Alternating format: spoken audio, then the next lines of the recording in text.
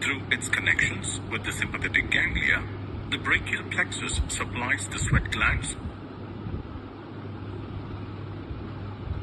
the blood vessels, and the erector pili muscles of the skin. Location: the brachial plexus lies partly in the posterior triangle of the neck and partly in the axilla. Formation: the brachial plexus consists of roots. The roots unite to form the trunks, which divide and again reunite to form cords. Cords divide into branches that supply the muscles and skin. The roots, trunks, and divisions are supraclavicular. The cords and their branches are infraclavicular. Relations: supraclavicular part. The roots of the brachial plexus are derived from the anterior or ventral primary rami of the fifth cervical to first thoracic spinal nerves, that is, C5 to T1. Occasionally, the contribution of the fourth cervical nerve is greater. T2's contribution is absent, and there is a minimal contribution by T1. This brachial plexus is called a prefixed plexus. Similarly, in case the contribution by T2 is greater, C4 is absent, and the contribution of C5 is lesser, it is called a post-fixed brachial plexus. The trunks. The trunks are formed by the union of the roots. There are three trunks: the upper, the middle, and the lower trunk. The upper trunk is formed by the union of the C5 and the C6 roots. The middle trunk is a continuation of the C7 root. The lower trunk is formed by the union of the C8 and the T1 roots.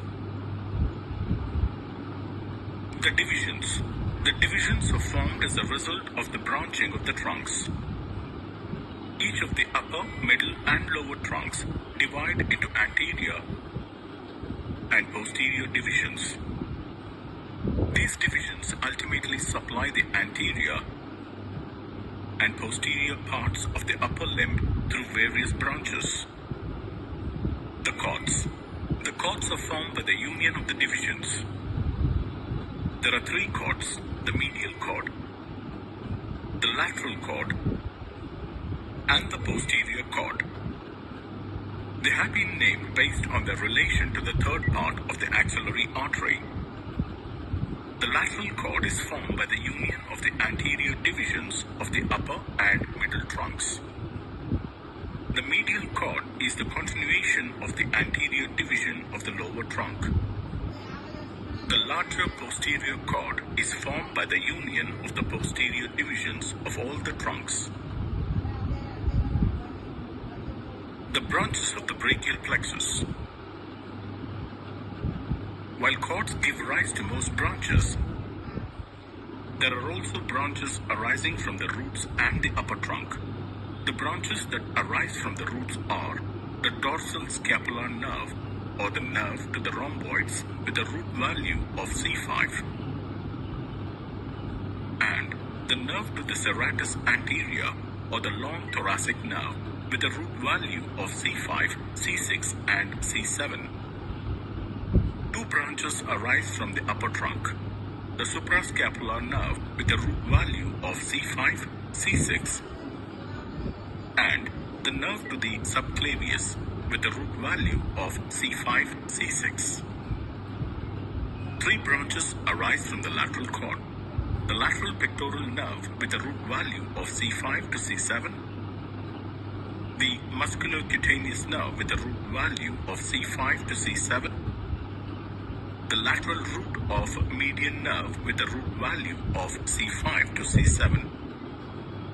The medial cord gives rise to five branches: the medial pectoral nerve with a root value of C8 T1,